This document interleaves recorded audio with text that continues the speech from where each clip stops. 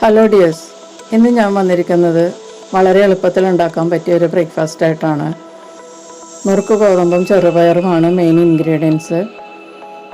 രാവിലെ നമ്മൾ കറിയൊന്നും ഉണ്ടാക്കി ബുദ്ധിമുട്ടേണ്ട ആവശ്യം വരില്ല.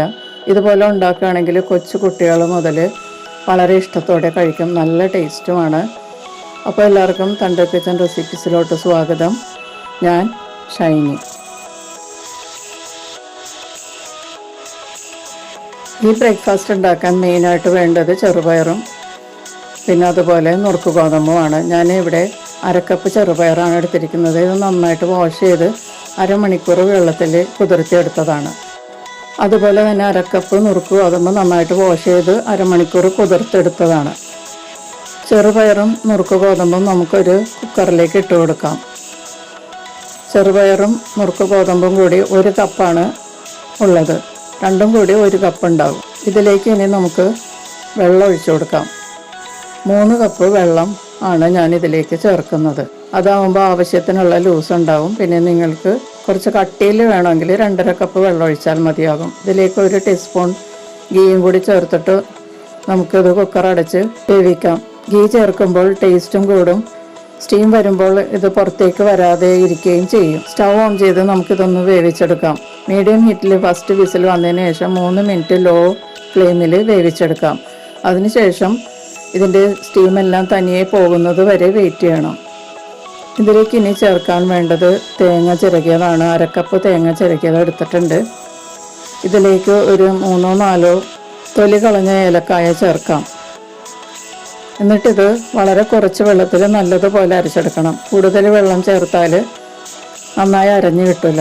പിന്നെ നമുക്ക് വേണമെങ്കിൽ തേങ്ങാപ്പാലായിട്ട് എടുക്കാം. പക്ഷേ ഇതിൻ്റെ ഫൈബറും കൂടി നമ്മുടെ ഉള്ളിൽ ചെല്ലാൻ വേണ്ടിയിട്ടാണ് ഞാനിത് അരച്ച് ചേർക്കുന്നത്. ചെറുപയറും നുറുക്ക് ഗോതമ്പും നന്നായിട്ട് വെന്തിരിക്കുകയാണ്. സ്റ്റീമെല്ലാം പോയതിന് ശേഷമാണ് ഞാനിത് തുറക്കുന്നത്.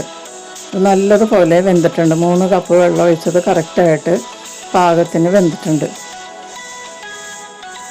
നല്ലതുപോലെ വെന്തിരിക്കുകയാണ്. ഇനി ഇതിലേക്ക് നമുക്ക് മധുരത്തിനുള്ള ശർക്കര ചേർക്കാം. ഞാൻ 1 കപ്പ് ശർക്കര പാനിയാണ് ചേർക്കുന്നത്. അതിൽ 1/2 കപ്പ് ആദ്യം ചേർത്തതിന് ശേഷം ഒന്ന് മിക്സ് ചെയ്യുക. അതിനുശേഷം വീണ്ടും 1/2 കപ്പ് കൂടി ചേർക്കാം.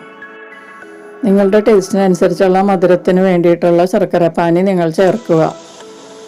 പാനി ചേർത്തതിന് ശേഷം നല്ലതുപോലെ ഒരു 5 മിനിറ്റ് തിളപ്പിക്കണം. അപ്പോഴേ ഇത് കറക്റ്റായിട്ട് സോഫ്റ്റ് ആകുള്ളൂ. ഇനി ഇതിലേക്ക് ആവശ്യത്തിനുള്ള ഉപ്പും കൂടി ചേർക്കുക. എന്നിട്ട് നല്ലതുപോലെ ഒന്നുകൂടി തിളപ്പിക്കാം. ഇനി ഇതിലേക്ക് നമ്മൾ അരച്ച് വെച്ചിരിക്കുന്ന തേങ്ങ ചേർത്ത് കൊടുക്കാം. നല്ലതുപോലെ മിക്സ് ചെയ്യുക. മീഡിയം ഹീറ്റിൽ നല്ലതുപോലെ ഇളക്കി കൊടുത്ത് തിളപ്പിക്കുക. ഒന്ന് തിളച്ച് തുടങ്ങുമ്പോഴേക്കും ഇത് നമുക്ക് സ്റ്റൗ ഓഫ് ചെയ്യാം. കൂടുതൽ നേരം തിളപ്പിക്കണ്ട, ഒന്ന് തിളച്ചാൽ മതി. നല്ലതുപോലെ ഒന്ന് തിളച്ച് വരണം. അപ്പോഴേക്കും നമുക്ക് സ്റ്റൗ ഓഫ് ചെയ്യാം. അതിനുശേഷം മൂടി വെച്ച് ഒരു 10 മിനിറ്റ് റെസ്റ്റ് ചെയ്തതിന് ശേഷം നമുക്ക് സെർവ് ചെയ്യാം.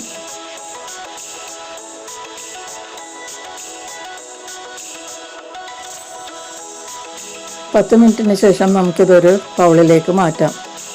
വളരെ എളുപ്പത്തിൽ ഉണ്ടാക്കാൻ പറ്റിയൊരു ബ്രേക്ക്ഫാസ്റ്റാണിത്. കുട്ടികൾക്കും വളരെ ഇഷ്ടപ്പെടും. രാവിലത്തെ തിരക്കിൽ ഒരു ആശ്വാസമാണിത്. കറികളുണ്ടാക്കി ഒന്നും ബുദ്ധിമുട്ടേണ്ട ആവശ്യം വരില്ല. ഇത് വേണമെങ്കിൽ നമുക്ക് ഡിന്നറിനും ഉപയോഗിക്കാം. അപ്പോൾ എല്ലാവരും ഒന്ന് ട്രൈ ചെയ്ത് നോക്കുക. ഇഷ്ടപ്പെട്ടാൽ ലൈക്ക് ചെയ്യുകയും ഷെയർ ചെയ്യുകയും ചെയ്യുക. നിങ്ങളുടെ അഭിപ്രായങ്ങളും നിർദ്ദേശങ്ങളും കമൻറ്റ് ബോക്സിൽ രേഖപ്പെടുത്തുക. നമുക്ക് മറ്റൊരു റെസിപ്പിയുമായിട്ട് വീണ്ടും കാണാം. Thank you.